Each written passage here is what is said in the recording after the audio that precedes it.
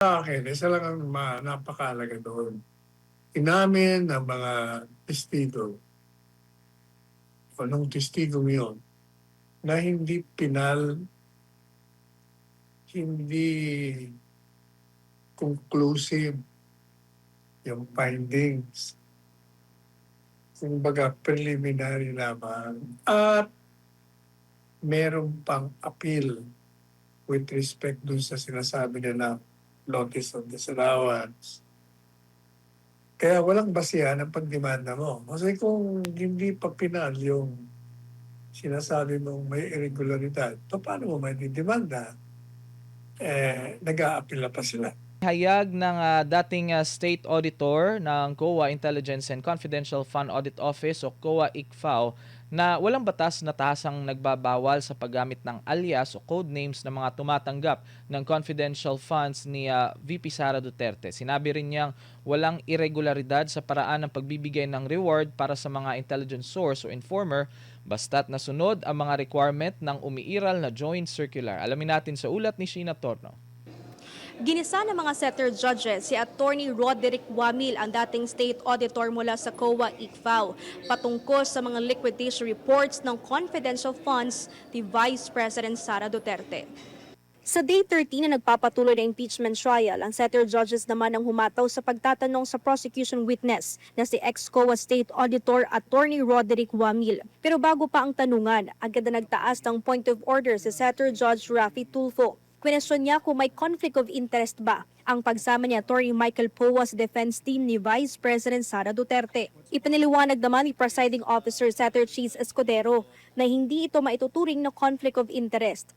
The respondent in this case, Senator Judge Tulfo, is the Honorable Vice President Sara Zimmerman Duterte. Attorney Poa, although he served under the office of the Vice President, I believe, and even under DepEd, is not a named respondent to this case, and in fact is one of the lawyers, as you can see, of the respondent. There is no, I believe there is no conflict with respect to that, given that he is not the one in trial in this case. Ayon din kay Private Prosecutor Attorney Lorna Capunan, wala rin siyang nakikitang conflict of interest sa pagiging bahagi ni Poa ng defense team. There is no conflict of interest of Attorney Poa. And even on the part of the prosecution, you don't think na may conflict of interest in the first place? There is no conflict of interest, and I think it is ethical that he represents his client based on what he feels he should be doing. Nagugat ang tanong ni Tulfo matapos ibahagi ni Wami sa 12 araw ng trial nitong Martes. Nakasama niya noon si Poa sa isang pagpupulong tungkol sa liquidation ng confidential funds ng Department of Education. Samantala, umikot naman ang interjection ng ilang setter judges sa paggamit ng mga pangalan ng mga recipient ng confidential funds ng Vice Presidente. Tinanong ni Setter Judge Bam Aquino si Wamil kung pinahihintulutan ba ng COA-ICFAO ang paggamit ng mga alias. Allowed ba yung code names? Allowed ba yung alias sa inyo? Based on the provision of the joint circular, it is neither allowed nor prohibited po, since silent po yung joint circular as to that. Ayon kay Wamil, walang probisyon sa Joint Circular 2015-01 na tahasang nagpapahintulot o nagbabawas sa paggamit ng mga alias. Pinagtibay rin niya ang prinsipyong kung walang batas, walang krimeng nagawa na nakabatay sa legal na doktrinang nolum crimen sine lege. Sa ilalim ng prinsipyong ito, hindi maaring ituring na krimen ang isang gawain kung walang umiiral na batas na tahasang nagbabawal dito noong panahong ginawa ito. Inamin din ni Wamil na hindi nagberipika ang COA-ICFAO kung tunay na pangalan o alias ang mga nakasaad sa liquidation documents ng confidential funds. Vinalidate nyo ba kung itong mga pangalan na ito ay totoo o hindi? Hindi po, Your Honor, kasi hindi po yan yung focus po ng audit namin. Ginit din ni Wamil na wala siyang nakikitang irregularidad sa paraan ng pagtukay ng reward na ibinigay sa mga informer mula sa confidential funds ni VP Sara. Nakita ko dito mayroong rewards for medicine, rewards for various supplies. Ano siya, cash or medicine or in-kind ang ibinibigay? So, ang ibig sabihin, may reward sila, hindi cash ang binigay, medicines at various supplies. And that is allowed. The joint circular naman po is, wala naman po siyang naka-specify kung paano nila babayaran yung rewards, as long as yung requirements po nung circular ay fulfilled po. Ayon din kay Wamil, hindi kabilang sa requirements ng COA ICFAO ang pagsusumite ng official receipts para sa payment of rewards sa mga informer. Anya sapat na matugunan ang mga requirement na nakasaad sa Joint Circular. Ang pahayag ni Wamil ay taliwas sa isa sa mga isyong itinataas ng prosekusyon tungkol sa paggamit ng acknowledgement receipts sa liquidation ng confidential funds ng Vice Presidente. When you're purchasing an information, paano kung bibigyan ng official receipt? Kailangan ng official receipts kapag binili po mismo from the supplier. So, ibig sabihin sa supplier lang. Sa tao, hindi kailangan ng resibo. Yes po, Your Honor. Matatandang kabilang sa mga kontrobersyal na pangalan ng recipient ng confidential funds ng Vice Presidente ay sina Mary Grace Piatos, Renan Piatos, Nova Santos, Nico Harina, Patty Ting, Andy Lim, Alejandro Piquit, Gabriel Bisaya, Janice Marie Revilla, Fiona Biong, at si Frunyo Balsac.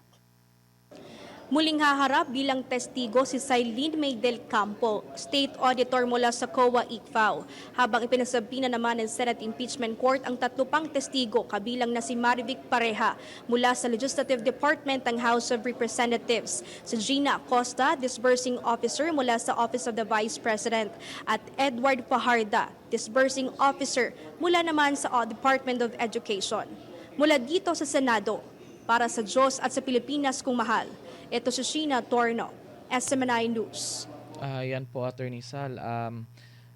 Binanggit ng state witness na wala namang nagbabawal o hindi siya pinagbabawal, hindi rin siya pinapayagan na i-allow yung ganoong paraan ng for example yung sa COA, Attorney Sal. Ano pong inyong komento doon sa nangyari kahapon sa trial, Attorney?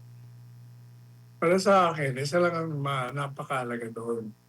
Inamin ng mga testigo, anong testigo yun, na hindi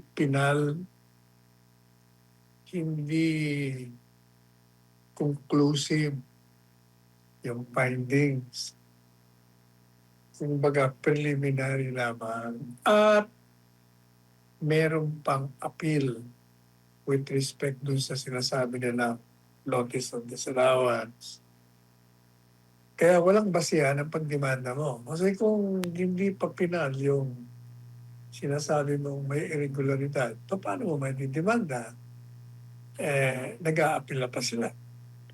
Yun ang pinaka-importante sa akin. Kaya yung mga ibang mga tanong doon, mga irrelevant pa lahat yun. The moment na you admitted, or the moment you admit that the findings of COA is not final, useless. Magiging walang halaga ang pagdemanda mo kasi nga wala kang basis. Pagdidemanda ka lang kung merong illegal o may irregularidad na ginawa ang dinidemanda mo. Kaya ang problema nga, wala pang ganun eh. Hindi pa pinal. Temporary lang, recommendatory lang nga eh, namin na nga eh. So kahit na pa sabihin mo doon na kesyo ganito, kesyo gano'n, wala lahat yun. Tapos na ang usapan dapat yan eh. Kaya lahat ng mga iba pang mga katanungan, hindi na mahalaga yun.